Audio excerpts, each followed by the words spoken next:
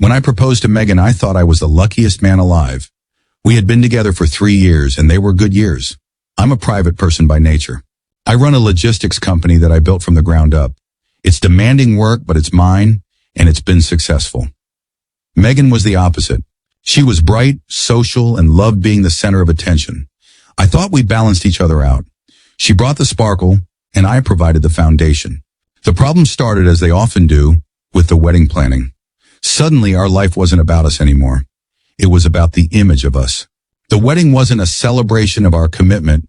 It was a production, and Megan was the star, director, and producer. Her family, particularly her father, Richard, and her maid of honor, a woman named Olivia, were her eager supporting cast. They come from old money, the kind of people who have never had to worry about a bill in their lives. They tolerated me because I made Megan happy, and, more importantly, because I could afford the lifestyle she wanted. I went along with it because I loved her. I paid the deposits on the venue, a ridiculously grand place called the Ashford Estate. I signed the checks for the caterer, the band, the florist.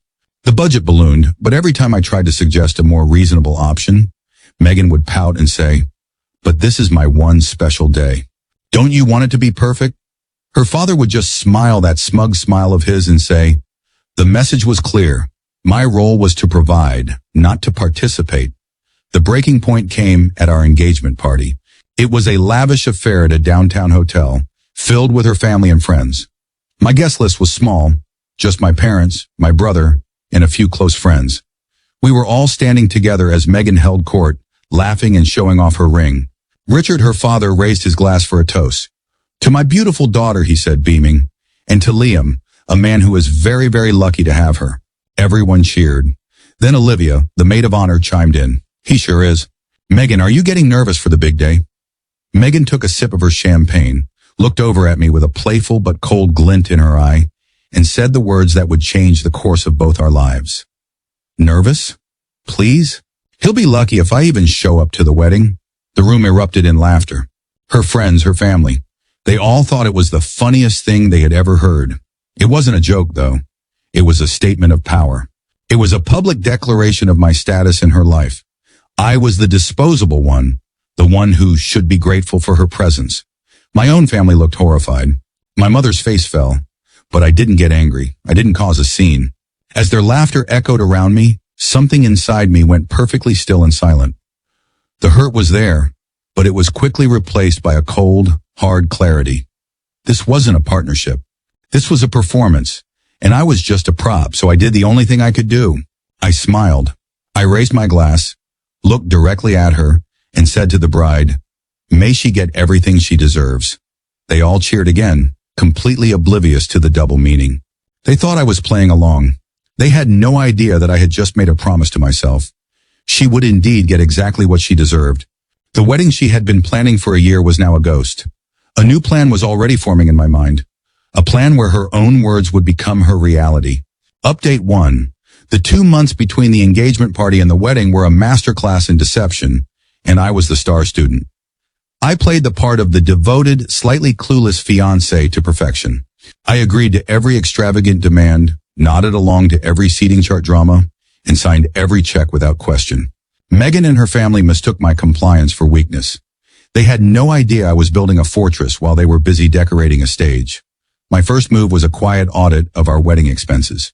I sat down with all the contracts and invoices. As I suspected, nearly 80% of the non-refundable deposits had been paid from my personal bank account. The Ashford Estate, the 10-piece band, the celebrity photographer, all of it was tied to me. This was my primary leverage. The core of my plan was simple. Megan had joked that I would be lucky if she showed up. I was going to create a wedding where her attendance was entirely irrelevant. I was going to split the event in two, creating a phantom wedding for her and a real celebration for the people who actually mattered. I hired a second wedding planner, a discreet professional named Clara, and told her the entire story.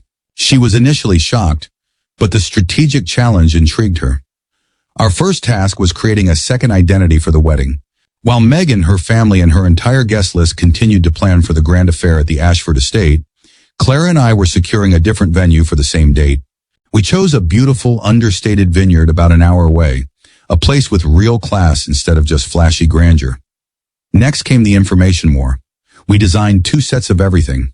The official wedding website, the one Megan checked daily, remained unchanged, detailing the lavish event at the Ashford. But we built a second private website for the vineyard celebration. The guest list was the most critical part. I went through it line by line. Every single one of Megan's friends and the majority of her family were on the Ashford list. My family, my friends, and a handful of her relatives, an aunt, and a couple of cousins who had always been kind and genuine to me, were on the vineyard list. We sent out 2 sets of invitations. They looked nearly identical, with the same high-end paper and calligraphy.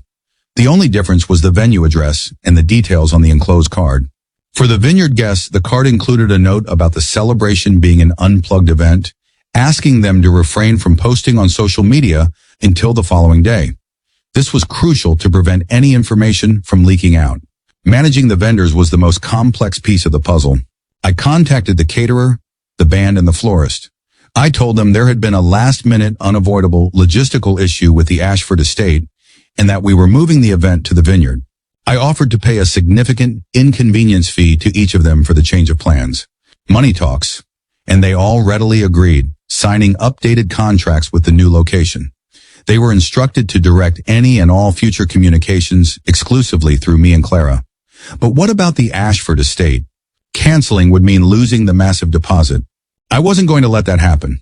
Instead, I called the event manager at Ashford and told her we were drastically scaling back our plans.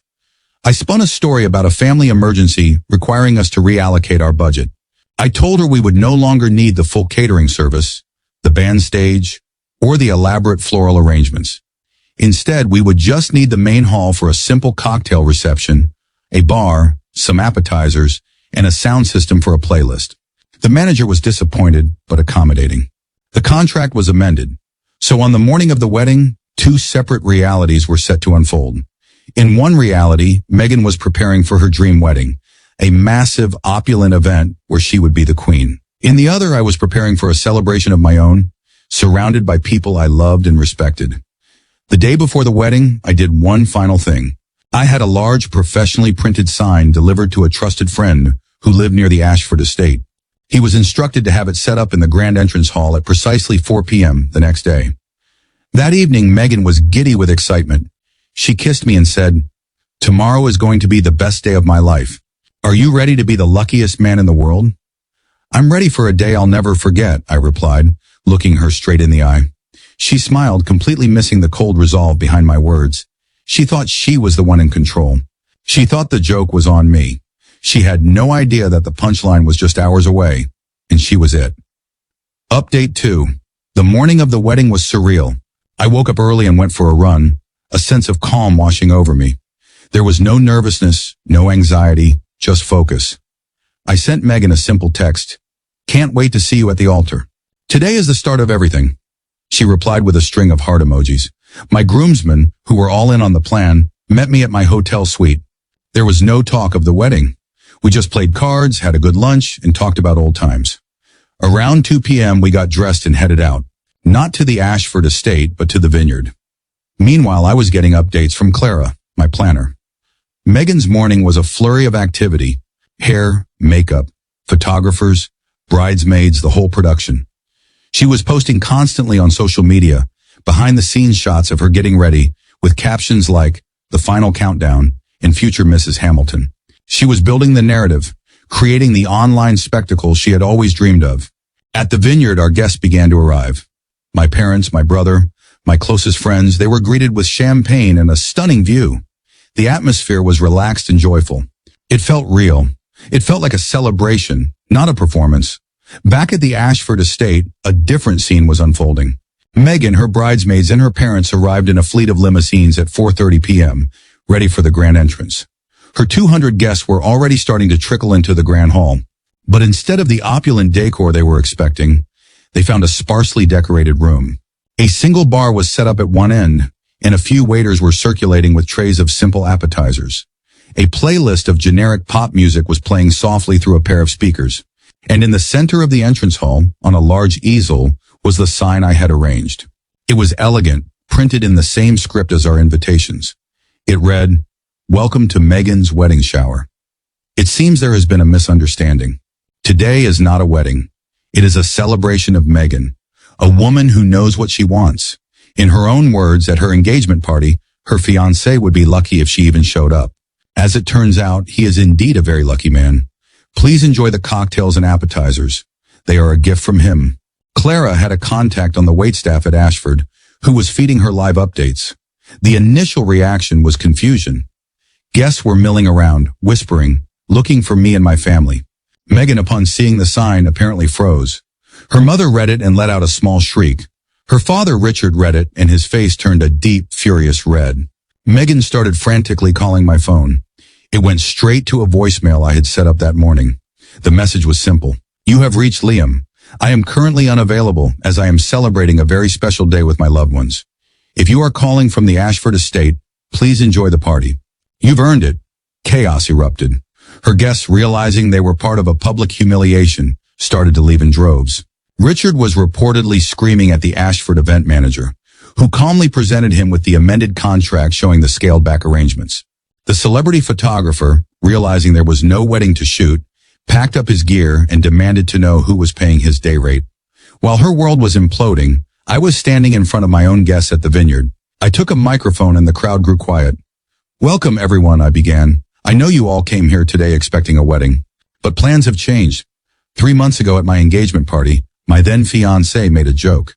She said that I would be lucky if she even showed up to our wedding. And it made me realize something. She was right. I am lucky. I am lucky to have realized that I deserve a partner who values and respects me. I am lucky to be surrounded by people who genuinely love and support me, all of you. I raise my glass. So today is not a wedding. It's a celebration. It's a celebration of honesty, of self-respect, and of new beginnings. The food is delicious, the band is fantastic, and the bar is open. Thank you all for being here with me. To new beginnings. The vineyard erupted in cheers. It was the most honest, joyful moment of my life. The rest of the evening was incredible. We ate, we drank, we danced. My friends and family surrounded me with so much love and support. There was no pretense, no performance, just a real party. My phone was turned off, but Clara was still getting updates. Megan had a complete meltdown in the lobby of the Ashford. Her father had to essentially carry her out. Olivia, the maid of honor, was reportedly in tears. Not for Megan, but because her meticulously planned social media posts for the day were now ruined. The story was already starting to spread. The few guests who had remained at Ashford were texting and calling everyone they knew. The joke had become the punchline, and Megan was at the center of it. She wanted to be the star of the show, and now she was, just not in the way she had ever imagined. Final update. The fallout from what our friends now call the wedding that wasn't was swift and spectacular. I kept my phone off for a full 24 hours, enjoying a quiet day of recovery with my family at the vineyard. When I finally turned it back on, it was a digital war zone. Hundreds of missed calls and texts from Megan, her family, and her friends. The messages ranged from furious threats to tearful, pleading apologies. I read none of them. I simply handed my phone to my lawyer and had him handle all future communications. The financial consequences hit Megan and her family hard. Her father, Richard, had tried to dispute the charges for the scaled-back event at the Ashford estate, but the amended contract I had signed was legally solid. He was on the hook for the bar tab and the staffing costs. The real pain, however, came from the vendors they had hired personally. The custom dress she had ordered, the hair and makeup team for 10 bridesmaids, the limousines, all of those contracts were in her name, and the vendors demanded payment in full. My lawyer's first official act was to send a formal letter to Richard. It was a simple accounting of the wedding expenses. It showed the massive deposits I had paid for the original, lavish event, all of which were now forfeited. It then presented Richard with a bill for Megan's share of the engagement party and a few other joint wedding expenses she had put on a shared credit card that I had since closed. It was a clear message. The Bank of Liam was permanently closed. The social humiliation was, by all accounts, far worse. The story became local legend. Megan, who had cultivated an image of being a perfect, sought-after socialite, was now a cautionary tale. Her joke from the engagement party was repeated everywhere. She became the woman who was so arrogant she literally didn't show up to her own wedding, only to find out there wasn't one. Many of her friends, especially the ones who had been publicly embarrassed at the Ashford, distanced themselves from her. Her social circle, which she valued above all else, crumbled. Olivia, the maid of honor, was particularly devastated. Her reputation as a social influencer took a massive hit. She was seen as part of the joke, part of the mean-spirited clique that had been publicly humbled. Her online brand, which was built on being at exclusive events, was now associated with the most exclusive event of the year, the one she wasn't actually invited to. About 2 weeks after the event, I received a package at my office. It was from Megan's aunt, one of the few relatives I had invited to the vineyard. Inside was a beautiful handwritten card. It said, "Liam, I am so sorry for my family's behavior. What you did took incredible courage. You deserve a lifetime of happiness with someone who truly sees you. Thank you for including me in your beautiful celebration of self-worth." It was a small gesture, but it meant the world to me. I did eventually agree to meet with Megan, one final time. We met at a neutral coffee shop. She looked tired and small, the arrogance completely gone. She tried to apologize, to explain that it was just a joke, that she had gotten carried away with the wedding planning. I listened patiently. When she was finished, I just shook my head. "It wasn't just a joke, Megan. It was the truth. It was how you saw me. It was how you all saw me. I was just the guy paying for the party. You didn't respect me. And a marriage without respect is just a business transaction, and it was a bad deal for me." She asked what she could do to fix it. "Nothing," I said. "You can't fix this. All you can do is learn from it. You wanted to be the center of attention on your wedding day. You wanted everyone to be talking about you. And they did. You got exactly what you wanted." I stood up, wished her well, and walked away. That was the last time I ever spoke to her. I heard through the grapevine that she and her father are no longer speaking. He blames her for the public embarrassment and the financial loss. She has since moved out of the city to live with a relative, trying to escape the story that now defines her. As for me, I'm doing better than ever. The celebration at the vineyard wasn't an ending. It was a beginning. It was a declaration of my own life. It was a declaration of my own value. I spent a lot of money on a wedding that never happened, but I consider it the best investment I've ever made. I paid for a very expensive lesson, but the freedom and self-respect I gained are priceless. I learned that the right partner doesn't make you feel lucky to be with them. They make you feel lucky to be yourself, and that's a truth worth celebrating.